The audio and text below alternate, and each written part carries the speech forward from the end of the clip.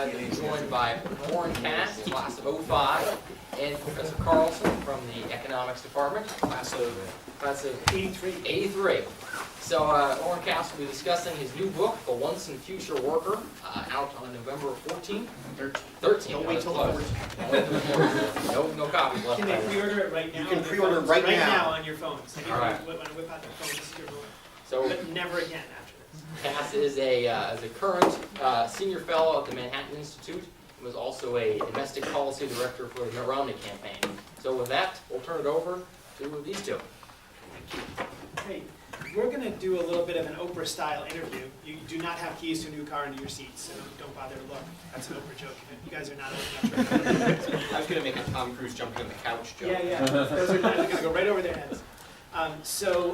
We're going to just sort of do an interview format, and then we're going to open up to questions. So I'd like to have a lot of questions from you guys. And how many people have read anything that Oren has written? I know some people have read his article and his Don't book. ask that, you're not going to get very many. No, actually, you've got a good number of hits. That's great. So we get a good seating in the audience. That's terrific.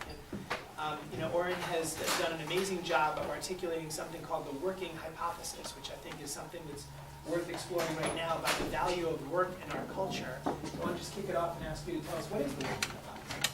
Yeah, sure. Thank you guys for coming out, especially on a very rainy day, and you'll all be up late for the midterms tomorrow. I'll talk a few minutes about the working hypothesis, which is kind of the premise of the book, but I think we'll end up going in a lot of directions from there. I actually want to call the book The Working Hypothesis. I thought it had like a Bourne Identity, kind of really cool spy thriller vibe. Everyone else said it had like a really nerdy, wonky, boring book vibe, so we went with The Once and Future Worker. But it's about this thing that I call the working hypothesis, which is that the short version is that work matters. The longer version is that a labor market that allows people to support families and communities is really central to our prosperity and should be central to our public policy. And on the one hand, that sounds somewhat intuitive. Yeah, of course we care about jobs. The reality is that that's not actually how we do public policy in this country, and we haven't since at least the 1960s. The model that everyone from at least the center left to the center right focuses on is obsessed with a phrase you probably have heard, which is the economic pie. Right? We're going to grow the economic pie, and then if necessary, we can kind of redistribute. And as long as everyone gets a big enough slice of pie, and everyone's slice of pie keeps getting bigger, then we're all going to be happy. In formal terms, this is all about consumer welfare. It means we're going to measure how well we're doing by how much we can consume and by increases in our material living standards. And by those measures, we've completely succeeded. So GDP over the last 30 or 40 years has tripled. The amount we spend on the safety net has quadrupled.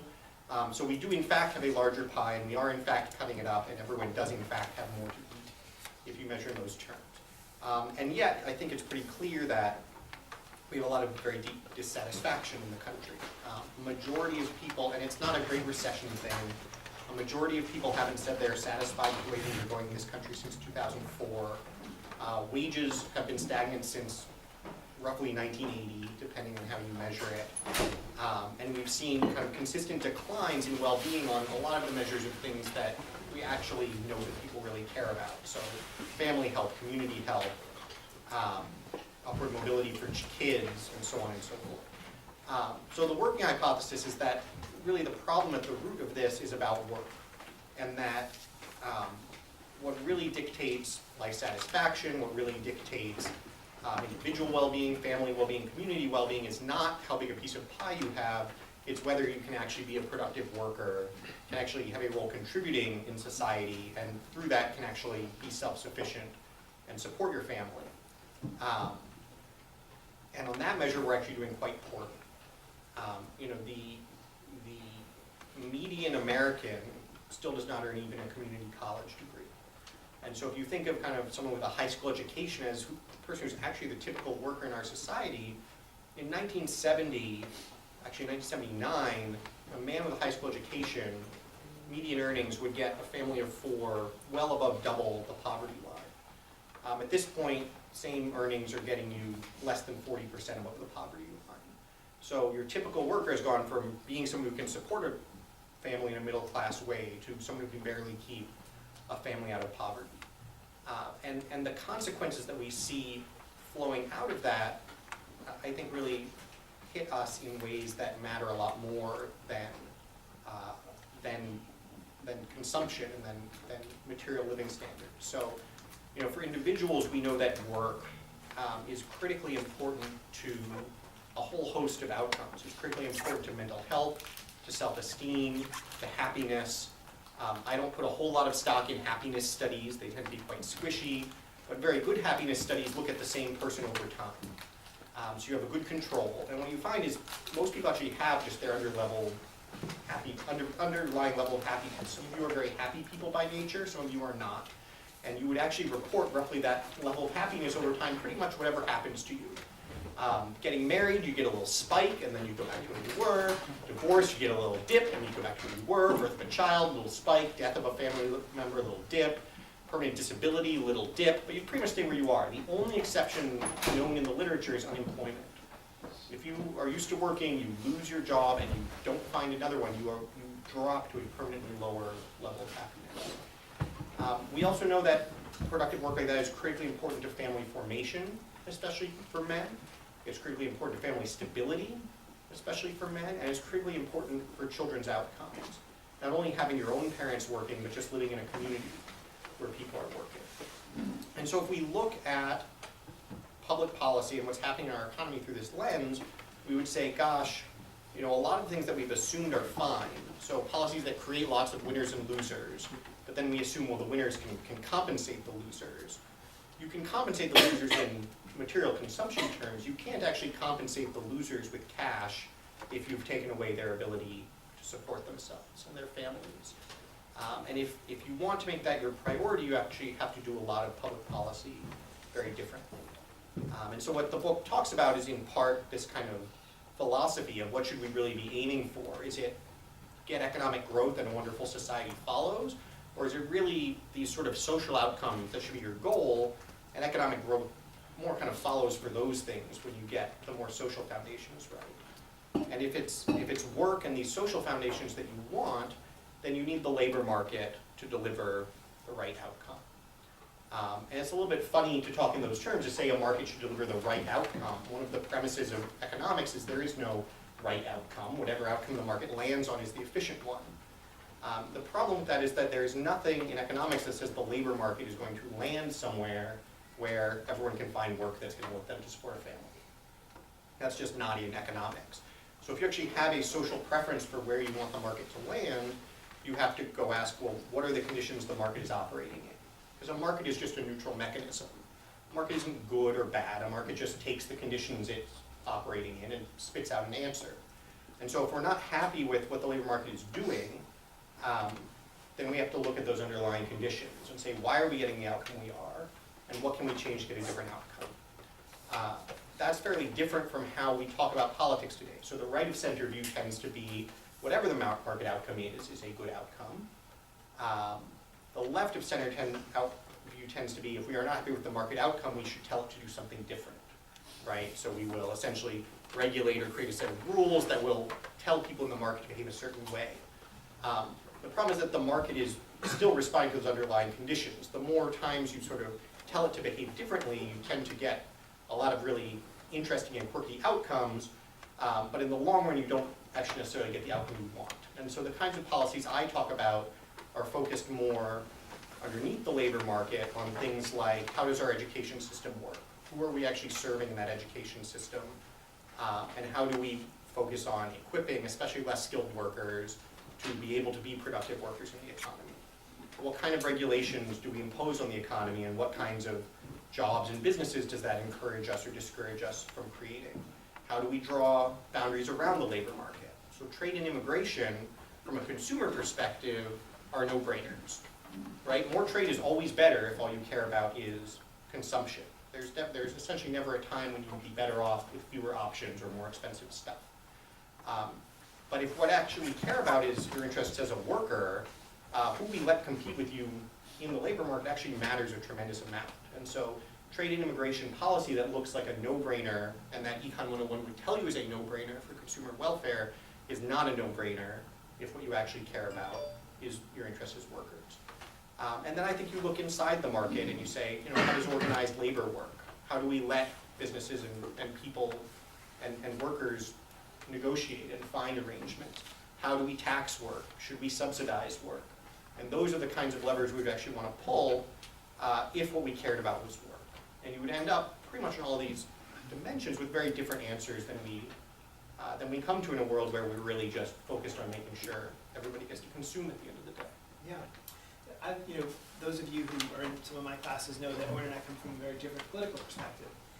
As different as Joe Kennedy and Mitt Romney, right? So they're pretty different orientations, and it was really great to find some areas of commonality. And one of them was this striking commonality on the issue of shifting from a consumption-driven economy and always thinking about how do you optimize consumer welfare to something a little more like a production-driven economy, which I think is actually more stable and more reliable in the long run. And it's kind of neat to think about that. And the second thing was this idea that markets don't necessarily produce right outcomes. Markets are a tool. So we figure out what the right outcome is, and we decide if the market is the right mechanism to get us to that outcome. And those are beautiful words, I think, that you expressed. So here, as I understand what you're saying, is that the goal is to have everybody have a productive job. And you define productive job as something that allows you to support a family, sustain your own family, and be a part of a community. And that then the policies, including the market policies, need to get oriented towards that end, which is kind of remarkable. And I didn't know some of the stuff that you talked about education. Can you give us a little bit about that, about how half of the population is underserved by our current education system? Yeah, sure. I mean, I would say it's more than half. Whether or not it's not in this room.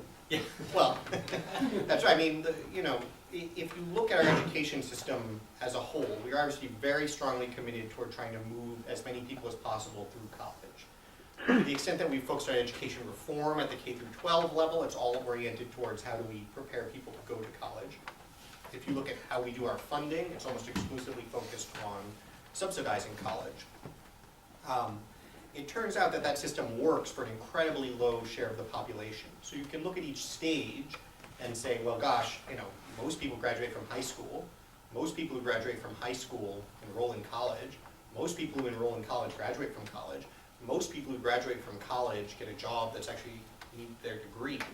That sounds pretty good. If you actually add up all those mosts, or put the other way, add up all the not mosts that fell out at each stage, you actually get to fewer than 1 in 5 people who start 9th grade actually moving high school to college to career smoothly. Everyone else falls out somewhere along the way. And in fact, the biggest groups there are finish college and get a real job is actually the smallest group. So drop out of college, don't go to college, don't even finish high school are all larger shares of the population. And 50% times 3, 50% gets you to 12.5% is what you're saying, right? Roughly, yeah. So you get through the pipeline. Right. In my last report, we made this delightful graphic with 100 little people sitting in their desks, the first one, and then they all fall down to the bottom of the page by the last one. Very pleased with that. Sad graphic. The question is, what do you do with that information? Because one thing you can do with it is say, well, that just proves how far we have to go, why we need to invest more. The problem with that mindset, I think, is that we have been doing that nonstop for 40 to 50 years and have essentially gotten nowhere. And when I say nowhere, I mean test scores are no better now than they were, high school test scores are no better now than they were in the mid-70s, despite more than doubling what we spend per pupil in real terms. The share that actually completes a BA by the age of 25 hasn't moved in 2 generations. It actually went up a little bit and then went back down again. And so it's fine to say we should keep working on it, but we should also acknowledge we have no evidence that that works, and that we actually owe to the majority of people that this is not working for, and that we can't have any confidence we are going to solve for anytime soon. We owe them something. And in fact, I'd say we owe them more than we owe the people for whom the pipeline is working. If the pipeline is working for you, if you are going to succeed in college, you are already on a pathway toward being a winner in our economy, certainly to earning more money during your life. We subsidize higher education, though. We spend about $150 billion a year subsidizing that. Federal government spends $1 billion a year on a vocational track. That strikes me as roughly backwards. If I had to sort of look out over society and say, who should we be dedicating public resources to, I would try to offer about $1 billion to everybody who's actually in college, and about $150 billion to creating an alternative track that's actually going to move people through a end of high school system that actually is going to engage them and meet them where they are, and then start preparing them for work. And, you know, two things I'll say about this. One, that's how the rest of the world does it. The rest of the world thinks we're crazy with our college for all mindset. There's this wonderful OECD report called Learning for Jobs. It has a chart showing what % of students in each country are on a vocational track. And it ranges from sort of 40 to 70%. And then there's a footnote at the bottom that says, US excluded from chart because system is too different. I actually had the chance to speak to the author of the report, and he gave me additional color. He said, actually the US was on the chart at 2%, and people were complaining about that. And so he said, fine, we'll just leave the US off the chart altogether. But this is what the rest of the world does. The rest of the developed world recognizes that most of its students are not best served through a traditional higher education pathway. And then the second thing I'll say about it is, you know, if you do it well, it's not a death sentence. We have this mindset, and it is a function of our college for all mentality, that we have to get everyone through college because if we don't, like, catastrophe. And again, it's not actually catastrophe to not complete college. It is certainly true that the median college graduate earns a lot more than the median high school graduate, but those are not the same person. And if you actually look at the distributions of earnings for high school and college graduates, they look roughly like this. So the medians are far apart, but the bottom half, I'm trying to remember, I'm looking in your direction, yes, the bottom half of the college distribution is actually below the top half of the high school distribution. So if you take the person at the margin who you're trying to decide, we're not really sure he should go to college or not, he's not the person who's both the median high school student and the median college student. He's someone who's probably an above average academic performer for high school only and would be a below average performer for college completers. And if he's in that group, the marginal return to additional years of traditional college education is not very high at all. And if he doesn't complete, then actually it's a very, very bad outcome, and he ends up with wasted years and typically a lot of debt. So, Oren, you're going right to the earnings question, trying to figure out whether a job is worthy or not. And sure, people who don't graduate from college can certainly earn a good livelihood and maybe support a family if we embrace some of your policies. But how do you respond to the criticism that's not good enough? We want people to have really fulfilling, enriched, rewarding careers, and that, you know, consigning more than half the population to unskilled labor for their lifetime is not the be-all and all. That should not be the goal of our public policies. Well, first of all, it's compared to what? So it's not as if we just continue with what we're doing, everyone does end up with a fulfilling college graduate career. The choice is they don't, and we haven't helped them we haven't done something in the meantime, or they don't and we did do something good for them. It's also really important to realize that there are an awful lot of fine to excellent jobs for people who are not college graduates that can at least as well meet all of the criteria you just described. I mean, I can list an endless number of jobs for college graduates that don't sound like what you described. Social media manager for a premium alcohol brand, comparative literature professor, with all due respect to any comparative literature majors in the room, corporate transaction lawyer. I mean, the jobs that we actually define as the prestigious jobs in our society are not necessarily especially meaningful or fulfilling. And a huge swath of jobs that go to people who, or can be filled by people who do not have college degrees, are much more concretely engaged in working with other people, in serving people's immediate needs, and fulfilling what I think we would describe as really valuable roles in the community. And that's everything from the quintessential kind of plumber and electrician, which are a little bit like the generic examples, but there are literally millions of plumbers and electricians and needed plumbers and electricians in this country, and very serious shortages of them. Same goes for almost everything in the construction trades. Same goes for a whole host of jobs in manufacturing industries and sort of machine technician type roles. Same goes for mid-level jobs in healthcare, variety of types of diagnostic roles, technical roles. Same goes for what's now called mid-tech, which is a huge range of tech support, network installation, both within businesses and buildings and, you know, 4G, 5G, I mean, there's huge realms of kind of infrastructure jobs like that.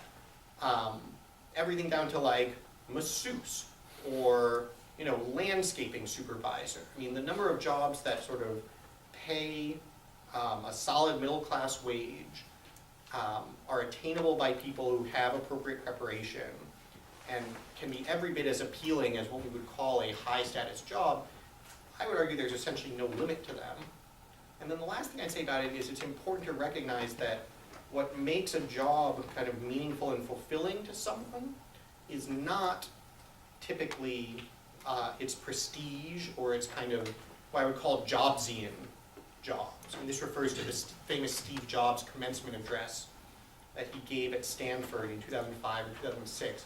Has tens of millions of views on YouTube, and everyone shares the quotes. And he basically analogizes between your job and a lover, and how you shouldn't settle and you should keep looking at it and looking till you find it, and so on and so forth. That's all well and good. The reality is that for most people, their passion is not actually a good choice for their job. For one thing, it's just not practical for a lot of people for their passion to be their job. And by the way, that includes Steve Jobs, whose passion was all sorts of weird stuff that he tried to do before he became a tech executive. Secondly, it's not even necessarily a good idea to have your passion be your job. If you look at how people think about their jobs, there are people who think about their job kind of as a calling. There are people who think about their job as sort of a technical challenge, and there are people who see their job as just a way to provide for their family. And they will engage with their jobs differently depending on how they think about it. But one group is not necessarily actually happier in life by thinking about their job that way. The phrase was taught to me as a young management consultant is, some people live to work, but most people work to live. For most people, the kind of model that they are engaged in is actually that the job that they do is meaningful because it is something they do that contributes and that allows them to support their family. And their passions and their joys and so forth are what they do with the rest of their time. And that's actually a much more common mindset than the mindset we are accustomed to here of your job is your life and you need to go out there and change the world and work tirelessly to accomplish it. But I think we just have to challenge that assumption that if you're not kind of doing what you here might be envisioning your job looking like, it's not a good job. Because that's just not true. Any questions from the floor that we can work in? Dan? Sure. So, in your article, you talk some about how you want workers and employers to be able to bargain more cooperatively, and then you go on to suggest that potentially overtime pay and safety regulations could be treated more as guidelines than strictly mandates. And so I would say, isn't it a potential issue if there are not minimum standards for these things? And isn't it potentially the issue of exploitation of the workers from the employers without these mandates? Yeah, sure. So what he's referring to, I wrote a long article that's sort of adapted from the book that's already out. It talks about lots of policy proposals. One of the areas that I think is really interesting to think about for making the labor market work better is organized labor, which I mentioned briefly. And we have in our heads this idea of organized labor as kind of unions that go on strike. And it's a model that was set up in the 1930s, hasn't worked well in, I would say, at least 40 years, is slowly dying out. Not just because businesses hate it, but because workers actually don't like it either. And we have this toxic political situation where the left still depends on these unions for a tremendous share of its political contributions, and so defends them in their existing form. And the right is just sort of happy to see them die. And that's the fight that we have. The concept of organized labor as a way for workers to pool their energies in support of each other in negotiations with management is actually a really good one. That's not a liberal or conservative idea necessarily. That's just a good idea that has a lot of value. It's good for workers, and it has the potential to make agreements with employers much more productive. And this gets to the point I described, which is, one thing that's gone so wrong with unions today is that everything that they used to bargain over is now encoded in federal law. So we rightly celebrate all of the incredible victories that unions won: 40-hour work week, minimum wage, a whole list, healthcare. pensions, but now we have Social Security. I mean, literally everything that were initial causes of the labor movement are now just in federal law anyway for everybody. Which, among other things, creates a really difficult problem if you're a union, which is, well, then what are you going to deliver to workers? You have to go and find new things above what's already in the law that you're going to fight for. But it's important to remember that the rationale for so much of that regulation is that we don't think individual workers can bargain on a level playing field with an employer. And I think that's exactly right. If you have an individual going in, facing an employer, I think exploitation is a very valid concern, and that's why we put these regulations in place. The whole premise of organized labor is that that exploitation concern goes away. If you have workers organized and they're negotiating collectively with an employer, they should now be on relatively equal footing, and you don't have to worry about exploitation. And so then the question becomes, well, why is the regulation still a requirement? I mean, they're free to agree that they think it's a good rule and that's what they want, but what if that's not? What if actually with equal bargaining power, they would actually rather see less stringency on that dimension and get something else instead? I don't think we have to worry about exploitation in those circumstances. And I think if we open that up, first of all, we're going to get employers really enthusiastic about organized labor, right? If you tell the employer, if you actually welcome an organized labor institution to your workplace, you can put everything on the table. That's all of a sudden really appealing now. Now the negotiation isn't just, what are you going to give up? It's, no, there's actually room for a bargain here. And I think you'd find that there's no reason to believe federal regulators are especially good at figuring out what the right rule is for all workplaces at all times. And so the example I give is, in retail, workers would probably be much happier not getting time and a half for overtime, but on the other hand, getting a firm commitment, prohibiting just-in-time scheduling. I don't think we have to worry about exploitation in those circumstances. First of all, I think that would probably be a good deal for them. And second of all, they don't have to say yes. So federal employment law would always be the default. But the question is, should an organized group of workers who aren't in a position to be exploited be allowed to depart from that and say, actually, we'd rather reach a different agreement? And I think that would be a good type of flexibility to exert. So in Germany, they square that circle by having representation on the board, so that workers are actually on the board. Sometimes they even own part of the company. Do you think that would be a good solution as well? Is it a form of worker empowerment, or do you see it as labor and capital sort of duking it out, but on relatively equal terms? No, so I think worker representation on boards is a good idea. I don't know that kind of just mandating in a quota sort of way one worker on every board or whatever accomplishes a whole lot, because if you have an employer that doesn't want the worker on the board, it very quickly just kind of becomes a sort of, he's there, but he's not going to win the vote. I mean, very rarely do you get a vote on a corporate board that's, this one guy's the swing vote. There is some value actually in just information and having better trust between the two sides if labor doesn't have to feel that that the management is hiding something or mischaracterizing the situation. So on those grounds, I think it'd be okay to mandate having worker representation on boards.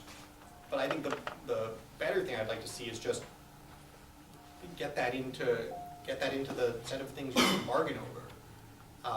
Get to a situation where employers actually want to put workers on boards because it's part of a partnership agreed on between the two sides. And that is more what you see in something like the German context, where the attitude is much more collaborative.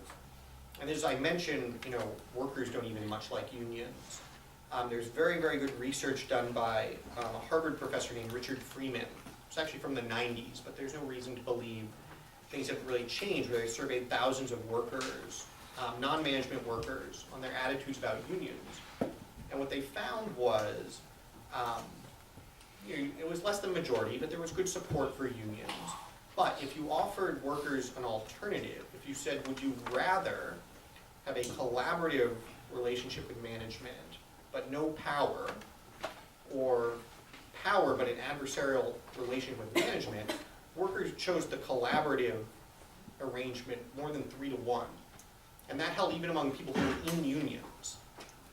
So I think workers understand as well that the value in organized labor, in theory, isn't in sort of strike-based fights as much as it is in having two parties that actually have equal power and can find agreements that are better than no agreement.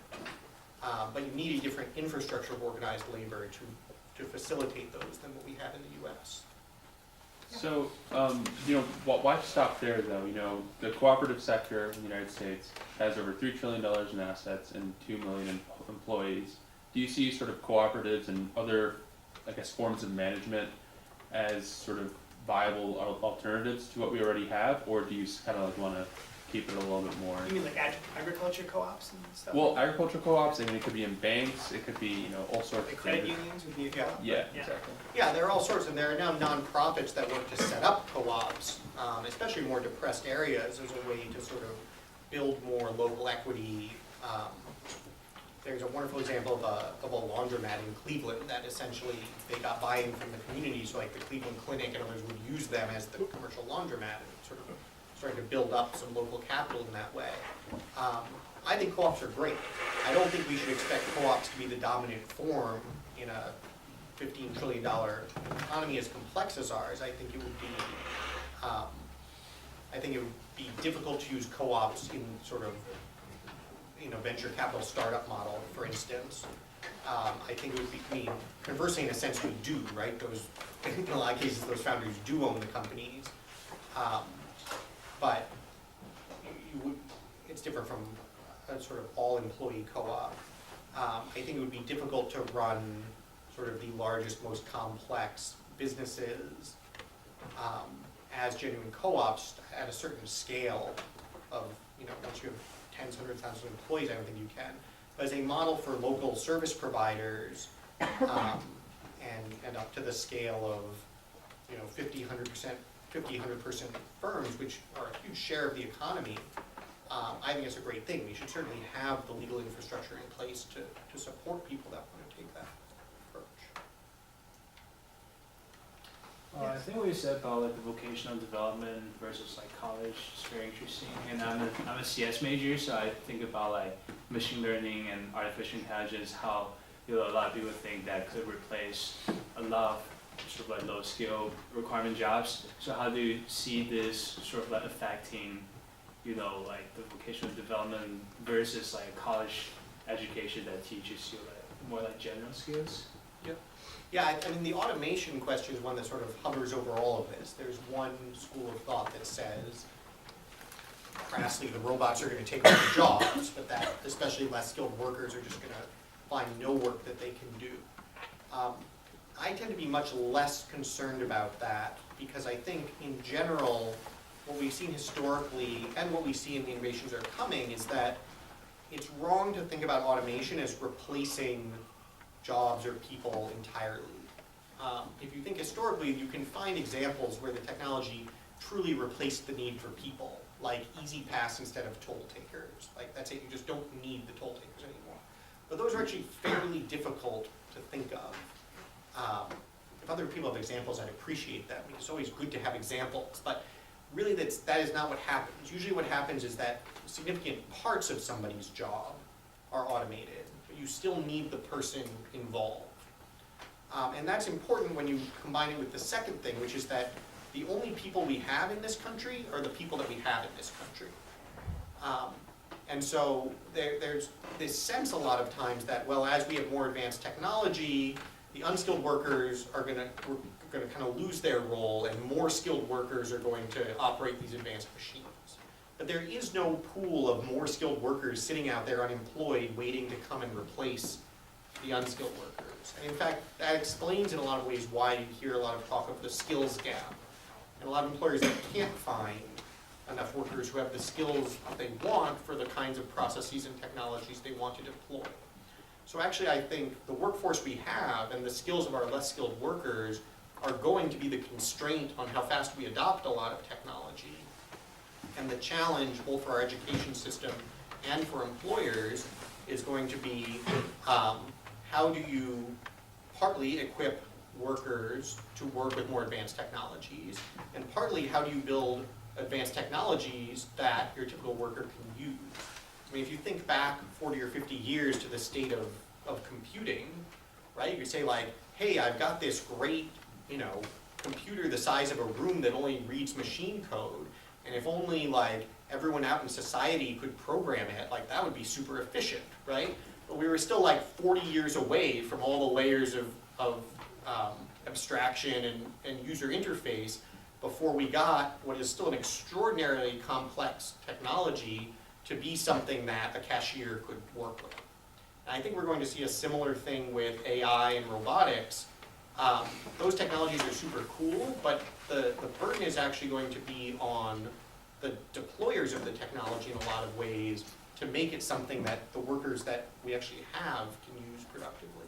And when we figure it out, it's going to be a huge win for those workers because they are going to be more productive, and that's how we get rising wages. Just to follow up on that, you have an intriguing comment in your book about how we shouldn't try to mold workers to suit the needs of the economy, but instead we should try to shape the economy to suit the skills of the workers that we have. And just basically the same point you're making, just to kind of turn it around a little bit and suggest that it's not really up to workers to adapt in that sense. It's really up to us to figure out how we can make the economies gainfully employ the workers that we have.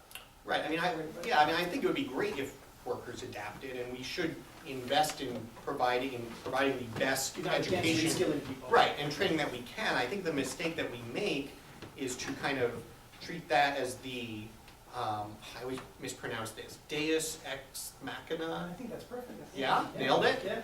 So a lot of kind of work on economic policy is sort of like, well, and the solution is going to be education, right? We're going to keep going with all of our economic and technological progress, and for everyone who's being left behind, the solution is education. And as I said a little earlier, that would be cool, except we don't know how to do it.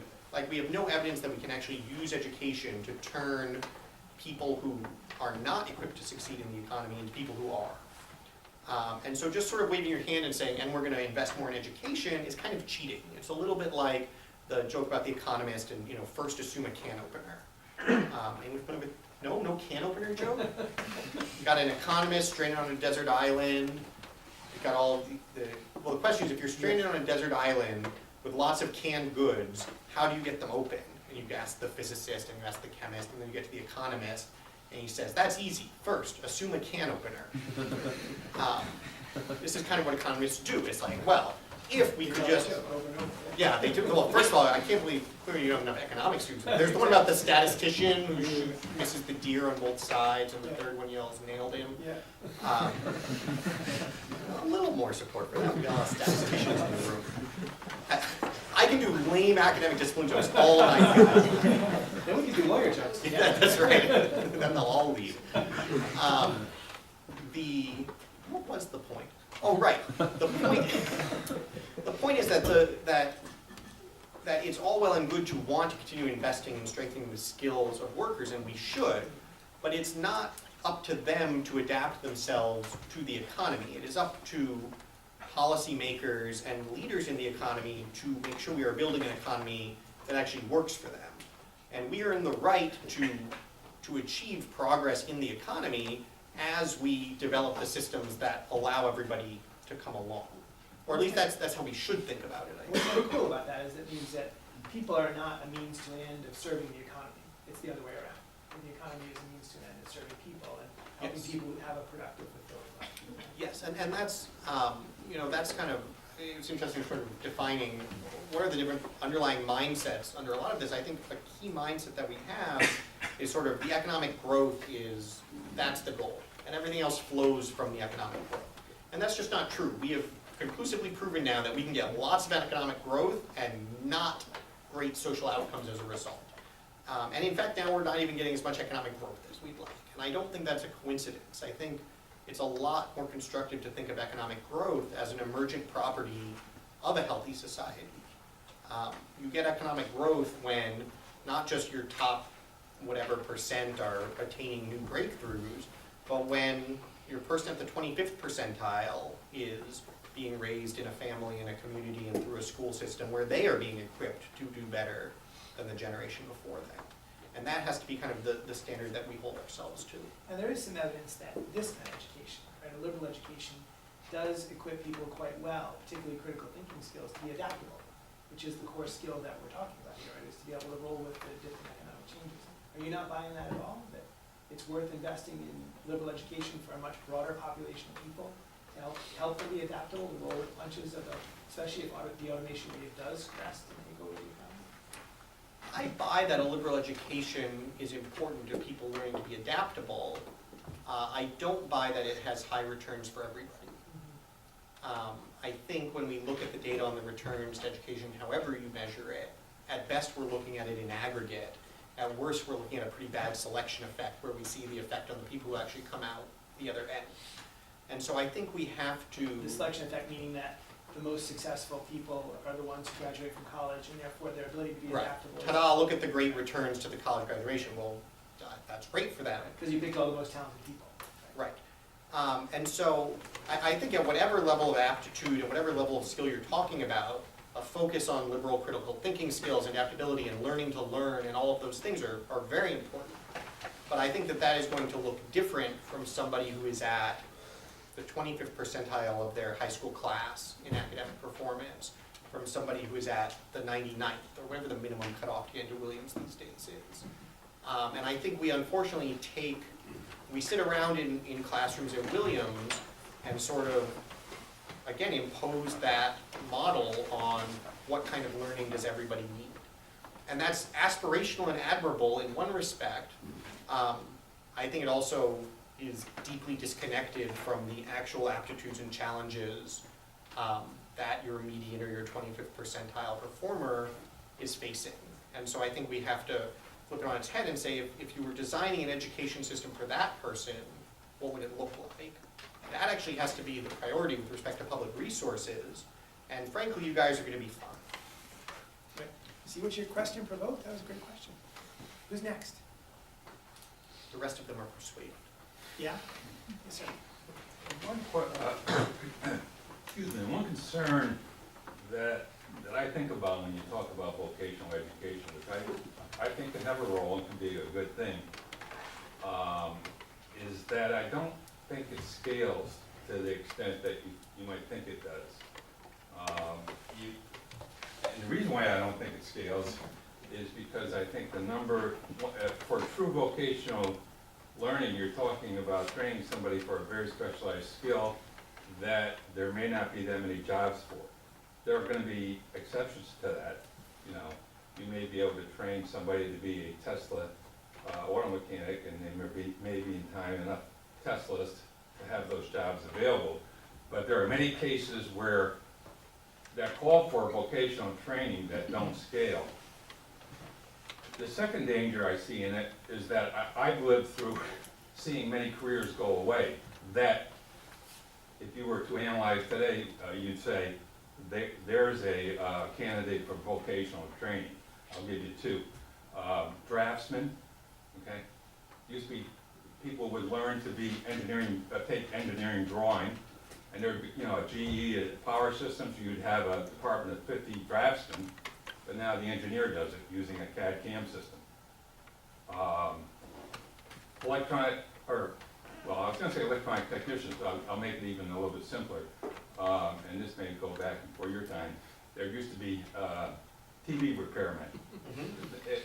If we had TV repairmen today, you would say, well, there's a candidate for vocational training.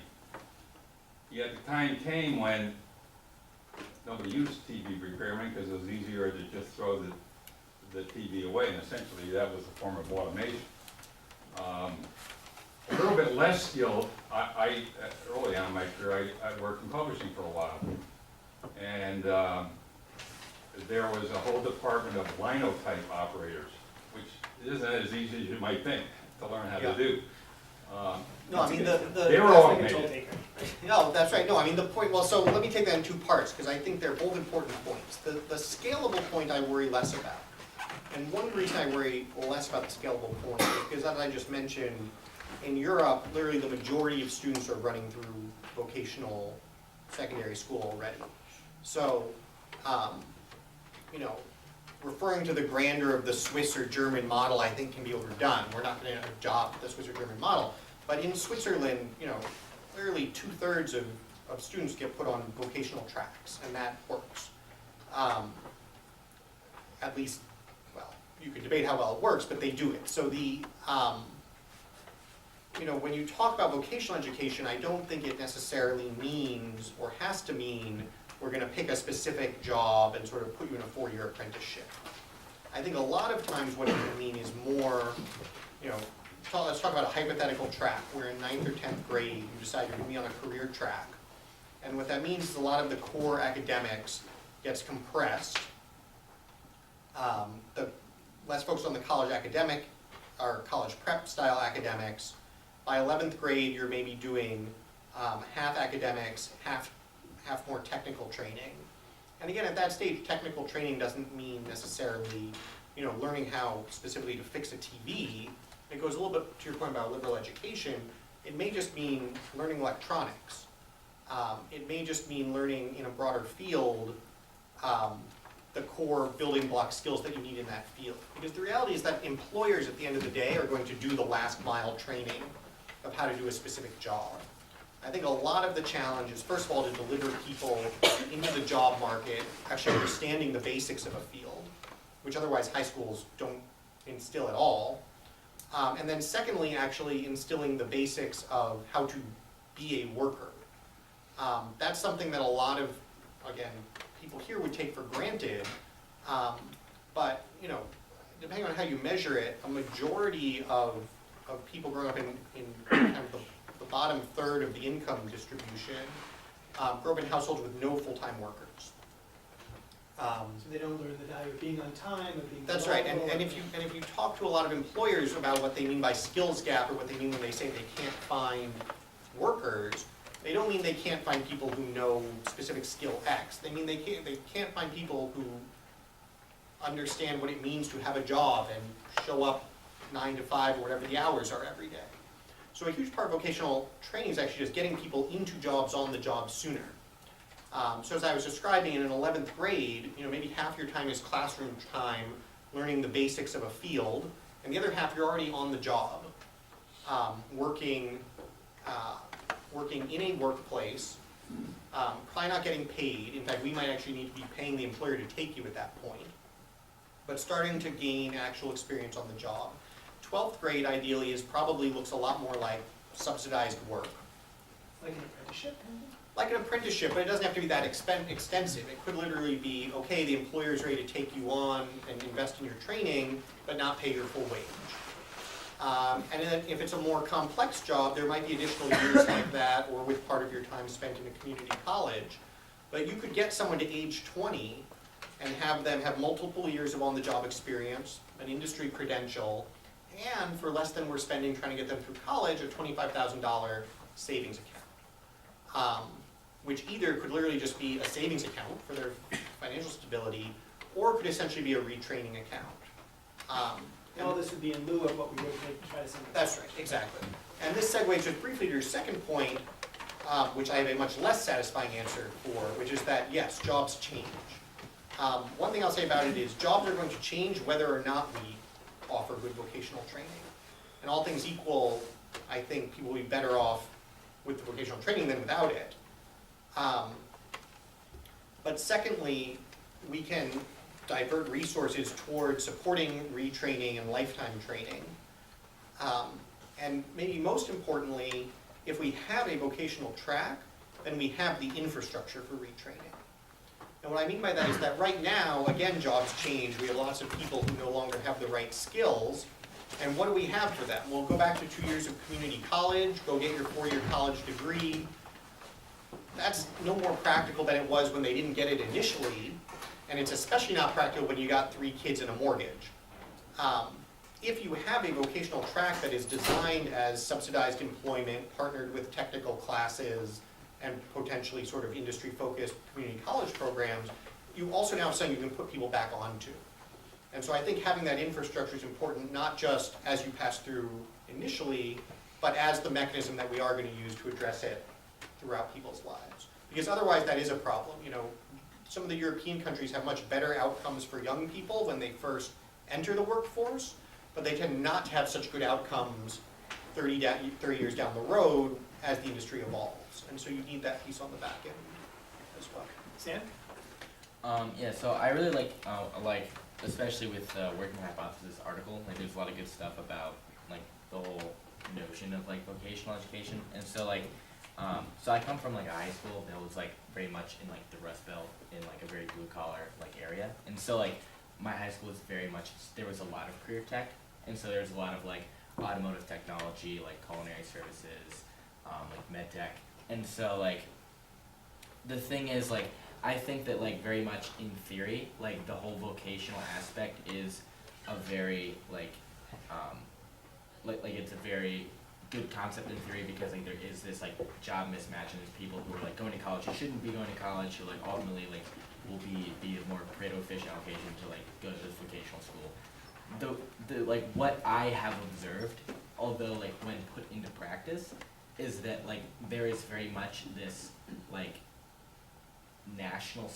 not even national, but like it's very much this like societal stigma Yes. towards vocational programs, where basically like not only is vocational thought of as like below, so I mean like there was like pejorative terms like construction kids or like med tech kids, and so like even though like I do believe that like it is a very like honorable thing to have this like increased like funding towards vocational programs, like what do you think are concrete steps that like not only like educational like institutions, but also like on an individual basis and on a societal basis that like we should be taking to like kind of destigmatize vocational education and shift our societal viewpoint to one that values a vocational education and doesn't think of it as below a typical like white collar like college education.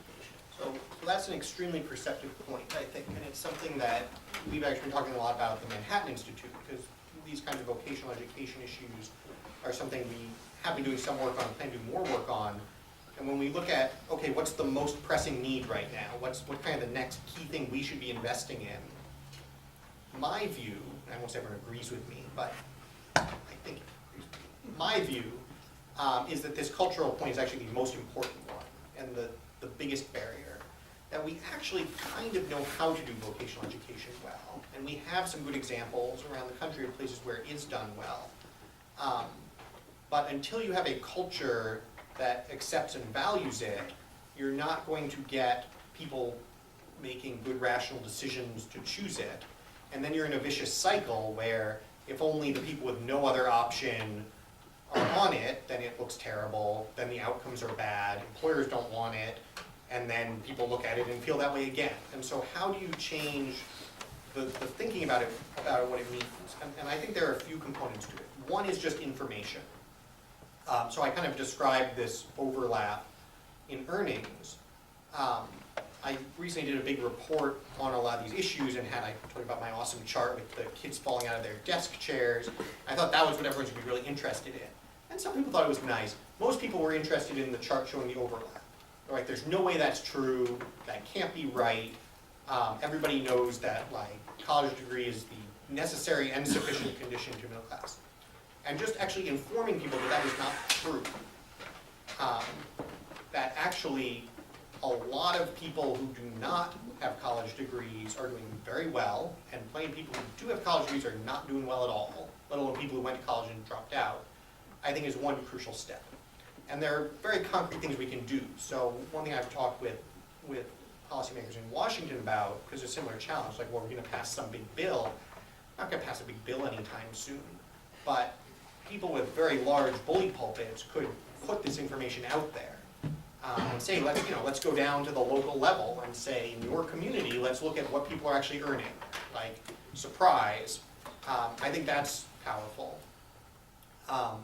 It's also powerful to show people that actually just putting people into college isn't necessarily a solution. So another huge problem we have is your local high school, right? They publish, here's the college everybody got into.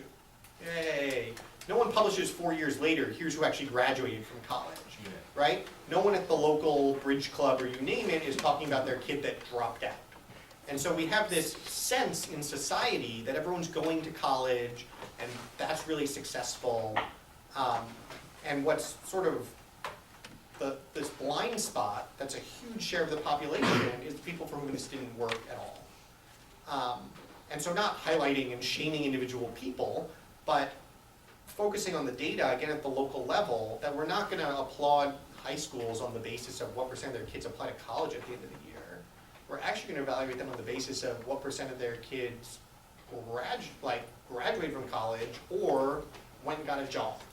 And the % that you sent to college and didn't make it, like, that's a big black mark. That's not success because you sent them. So that's another kind of information component that I think is really useful. And then the last one, I think the funding actually really does matter. I think if you were someone who was unlikely to succeed in college today, you would nonetheless, frankly, be pretty rational to go try anyway. Because if you go try, there's all this money there for you, and if you don't try, there's literally nothing for you. I think if you actually constructed a track, the goal should be to actually have a track to which you could honestly say to a 9th or 10th grader and their family, and by the way, I think it should always be the family's choice which direction they want to go. You could honestly say to them, you know what, if you think there's a really good chance you'll succeed in college, then this college track that makes sense for you. If you think, not just there's no way, but if you think it's probably unlikely you're going to succeed in college, this other track, it's not just it exists, it's actually more attractive. There's going to be more public support for you, and by the time you're 20, you're actually going to have a better job. Now, does that mean your lifetime earnings are going to be as good as the college graduate? Maybe not. But again, you're not the same person. If you go to college, your lifetime earnings aren't good as good as with the college graduate. So I think building that track actually is important. And then I think ultimately you have to get from the vicious cycle to a virtuous cycle, where people are emerging out of this track and they are succeeding, and it does look a lot better than struggling through 6 years of college and then ending up with a job that didn't really need the degree. And one thing you see in Europe even is a lot of people who start on an apprenticeship track end up in management. So it's just recognized by employers that these are valuable workers, they can move up. Now you have people in the senior ranks who took that track, and that's how you sort of start to shift the culture. But I actually think information is the place to start. Let's go political a little bit, shall we? So, because what you were just talking about had some nice Jeffersonian echoes in it. So it got me thinking politically, like the yeoman farmer, the yeoman mechanic, that can be an ennobled path in society, even vis-a-vis a college education. So I'm going to get around to asking you which political party this works better for. And just as we've been talking all day today, I've been trying to think, what do we mean by this? How do we shift it maybe from a consumerist society to something like a stakeholder society, where your idea is everybody should have some skin in the game here. Everybody should have a stake in the community in which they live and in supporting their family, and have a stake in economic growth because they're going to have a reason to want that because they're going to get a job, a good job that'll support their family. So which political party does that work for? Well, I mean, it works for neither of the political parties as their platforms would have been defined as of 2012. Platform you helped to write for Mitt Romney. Yes, I mean, if you look at the kind of, I think it was, we called it the jobs book, but it was Mitt Romney's plan for jobs and economic growth. There were some heterodox things. People don't remember this, but we were for picking a trade war with China before Trump was for picking a trade war with And you're China. proud of that now? Oh, we can talk about trade all day long. I think picking a trade war with China is absolutely what we should be doing. Not the way Trump is doing it. I wrote a delightful article called One-Dimensional Chess, which is, every now and then they actually accept my headline for the article. But the point was being, it was great that we recognized there was a game being played and we should be playing too, but just like shoving all the pieces one way and then pulling them all the other way is no way to win it. But ultimately, I was called Plan for Jobs and Economic Growth. It was a very growth-focused model, and I think the Democrat model, actually it's funny, I feel more comfortable criticizing Republicans in a sense, because I feel like that's a very credible, self-reflective thing to do. Well, and you make a clear distinction between libertarian and conservative. So you're evoking a set of traditionalist values of predominantly male breadwinners, supporting a household, strong families, strong marriages that are the result of good incomes, and that's a very traditionalist view, so a conservative view, as distinct from a libertarian view, which would be markets will do what they do and let the chips fall where they may and survival of the fittest. That's right, and so so I want to come back to that in 1 second. I want to say, so you can just write this off as just this guy who doesn't like Democrats, but for the record, I just told you everything that was wrong with Republicans too. The Democrat agenda is heavily focused on identity politics and redistribution. And my evidence for this, if you don't believe me, is go read Hillary Clinton's speech at the Democratic National Convention in 2016. She says her biggest goal is to create good jobs for Americans, and then reels off a whole set of bullet points, none of which have anything to do with creating good jobs for women, for Americans. It's fighting climate change and comprehensive immigration reform and letting women make their own choices about health care and Citizens United, and we can have substantive debates about all of those and how you feel about those one way or the other, but that is not a list of ways to create good jobs for Americans. And the challenge for Democrats in a lot of this, I think, is that many of them at least are very committed to the redistributionist model. That really does take sort of measures of consumption and material well-being as the ultimate goal.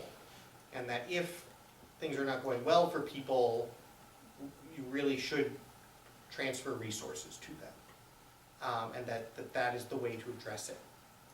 So in terms of who is better positioned to go in this direction, I think the answer is neither party historically, and that we are in the process of a pretty dramatic political realignment. It's not clear how it will come out, whether we will continue to call the two parties what we call them, whether a party will split in half, and I think over the next 10 years, there's going to be a tremendous amount of disruption in that respect. Within each party, within the Democrat Party, you have a half of the party that really is focused on these sort of working class issues. There's elements of kind of old labor Democrats. There's kind of the Bernie Sanders, rigged economy. I mean, there are plenty of things I disagree with Bernie Sanders about, but he's focused on this same question ultimately at the end of the day. But then you also have what I would call more the Obama coalition that is heavily focused on identity politics, which I don't say in a judgmental way. I say as a description of what they are actually talking about, which is what we describe as the women's issues, Hispanic issues, African American issues, gay and lesbian issues, etc. And that is actually what gets talked about. And that group, I think, is much less equipped to have this kind of discussion. On the Republican side, you also have these two groups. You have libertarians and conservatives who are actually have almost opposite views on a lot of things. They were historically partners in hating communism, and that worked for a very long time. They both tend to like markets and private ordering, but libertarians see the freedom of the free market as per se the valuable outcome. What we call conservative economic policy in this country is libertarian economic policy. There's a whole other side of the Republican coalition that is what I would call genuinely conservative, which is actually focused on sort of social stability, the flourishing of families, of local communities, and markets are a great tool for helping that in a lot of cases, but where you get to the point where markets aren't actually delivering that, that's where libertarians and conservatives part ways. And I think a lot of what we've seen within the Republican Party, starting with Donald Trump is neither a libertarian nor a conservative, but I think he very much kind of shoved his thumb into that gap. And you're now seeing within the party some people who are still fully committed to just the tax cut deregulation economic growth model, and some other people who are saying, no, that's actually not working for the average American, for families and communities and so forth, and we need a policy that's more oriented around their interests. So Sort of a David Brooks kind of policy, right? Like where you're building communities and trying to strengthen families. yeah, Is that what you mean? David Brooks certainly is committed to sort of localism and that kind of social health. He's also very strongly committed to what he calls the open agenda, which is sort of a very cosmopolitan, globalization-focused policy that then again sort of says, and we have to find a way to make sure everybody catches up. So, he's an interesting case where, depending on how the realignment lands, I don't think you'll necessarily find him on the worker party side of the divide. Because at the end of the day, it comes down to what trade-offs you're willing to countenance. I think we're going to end up with one party that's willing to sort of make a whole lot of trade-offs and accept a whole lot of costs that, that the traditional so-called elites wouldn't like, but potentially help the median worker, and one party that's still probably very focused on what the elites have historically been interested in. I think college graduate, not college graduate, is in a sense going to be the best heuristic for what the biggest fights within the society are. So here's a theory. I think, I was able to spend some time last week with Joe Biden on some of the stuff. I think you could take 70% of your ideas, steal them, and stick them right in the middle of Joe Biden's stump speech. It fit like a glove. You think so? Yes, I think Joe Biden is on the Bernie Sanders side of the Democratic divide. I don't think Joe Biden can win a Democratic primary talking that way right now, though. And so that's where, again, I think on most concrete policy issues, and there's the whole Trump persona and lack of self-control and messaging and racism or xenophobia, or you can classify however you want, which is totally independent from any kind of what an underlying policy infrastructure agenda would look like. I think Joe Biden actually is much closer to Donald Trump on most of those substantive things than he is to Barack Obama or Hillary Clinton. He'd love your wage subsidy idea. Can you Joe give- Biden? Yeah, can you give 2 minutes on your wage subsidy idea? Yeah, I mean, I think one, you know, if you want the labor market to work better and you want more work and you want to help low-wage workers, one thing you can do is just subsidize the work. You can just say, we're gonna take $9 an hour jobs and now they're $12 an hour jobs. Just like payroll taxes take money out of a paycheck, we're gonna put $3 an hour into the paycheck. And you take that from some of the redistributive programs that are in place now. That's right. I mean, we spend, you know, upwards of $1 trillion a year on transfer programs already, almost all of which is in ways that discourages work. And so you say, you know, if you took 200 billion of that, so you make 20% of the safety net actually work focused, focused on subsidizing work, that kind of policy is good for lower wage workers. It both encourages them to take jobs because the wages are now higher and puts more money in their pockets. It's also good for low-wage employers and helps expand, encourage investment in those kinds of businesses and expands the number of jobs you have. Democrats hate this proposal for 2 reasons. One, reallocating money from existing programs is an absolute non-starter right now. I think it's common sense. We should agree how much money we're going to spend and spend every dollar as well as we can. The suggestion that we should take money out of existing programs to spend in this way is considered to be a cut. And any new program, at least right now, I think they would pretty universally insist should come from all new tax revenue and spending. So that's one huge contention. The second one is many Democrats, at least, are strongly offended by the idea that we should be supporting or helping low-wage employers. So what low-wage employers benefit from that subsidy? I think most of the value probably goes to the worker, but you're also helping the employer. And I think as sort of a neutral matter of economics, that's what you want to do. If you want low-wage workers to get more money, you want more people coming into those jobs, you want more of those jobs to exist, employers are half of that transaction. You don't really have a choice but to be helping them too. But that is, in principle, sort of exactly counter to how most Democrats would talk about the issue. And very concretely, you have bills. Bernie Sanders introduced this thing called the Stop Bezos Act, which was specifically focused on penalizing companies whose workers are receiving government benefits, on the rationale that, darn it, that company should just pay more so you don't need government benefits. And that is, I think, economically incoherent, but that would still be the Democratic view. Now, what would Joe Biden say if he was in private? I tend to agree with you. I think he'd see a lot of appeal. In a Democratic primary, that would be an exceptionally unpopular proposal right now, based on the way the politics is. I think Vanessa had her hand up before. Did you have your hand up? Did you want to ask a question? Or are you good?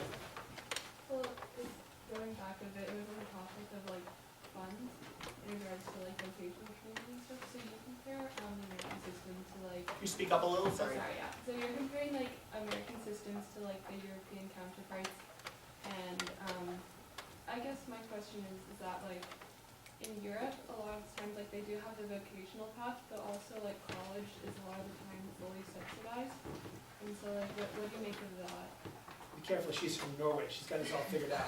Well, so you'll correct me if I'm wrong, college is fully subsidized, but not for all comers, right? In other words, you have to have passed the various tests to be on that track and make it to college, and then they'll fully subsidize it. Yeah. So if you're in that top 20 to 30%, let's say, you can have a fully subsidized college education.